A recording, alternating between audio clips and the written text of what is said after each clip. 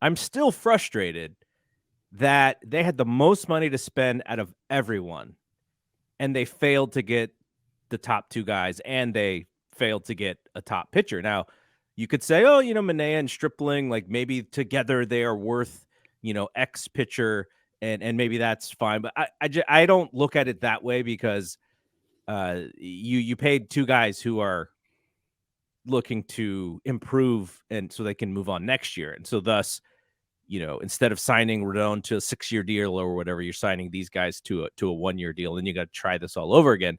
And maybe it is Kyle Harrison. You're giving him that 1 year to be ready or whatever. But I still see that as a frustrating scenario for me, which is the common narrative is that the Giants can't bring home the big one.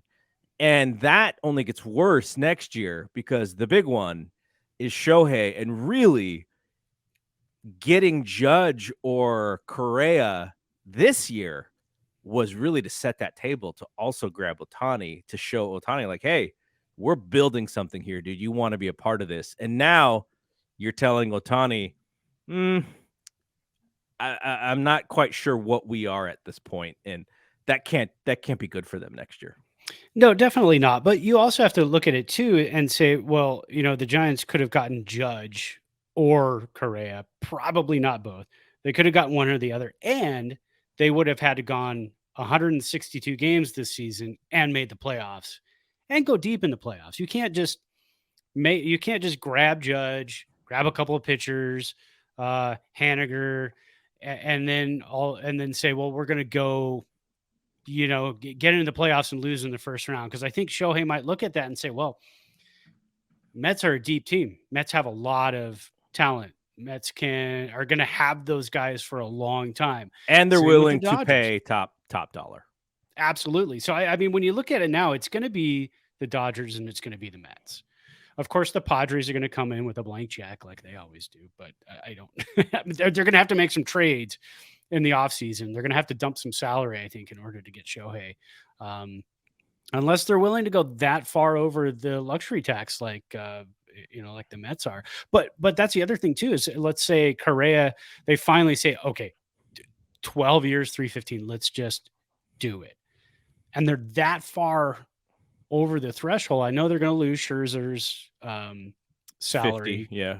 50. And in a couple of years, they're going to lose. In like one more year, they're going to lose Verlander's salary. But is that still, do they still have enough money to get Shohei? I mean, I know Mets fans laugh at that and say, of course we do. Look what we've done. But I mean, in reality, I don't know how far over Cohen wants to go, especially if they have a season this year where same thing happens. They get into the playoffs and they lose in the first round.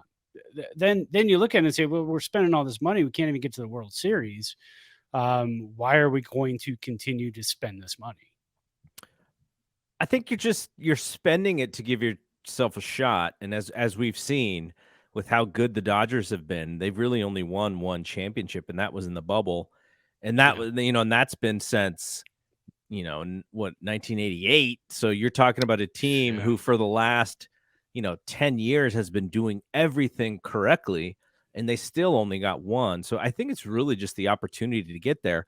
And then on the flip side, maybe you're the same thing with the Giants. You're like, oh yeah, we just need the opportunity to get there, and we can do it by not like killing the entire future of what our team could be.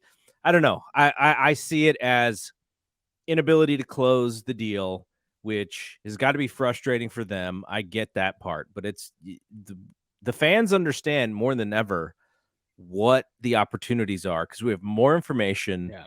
We are reading the writers. We know the salaries of these guys. And Zadie came out in the beginning of free agency, right? And he's like, we're going to be in. We're going to be involved in all these top guys.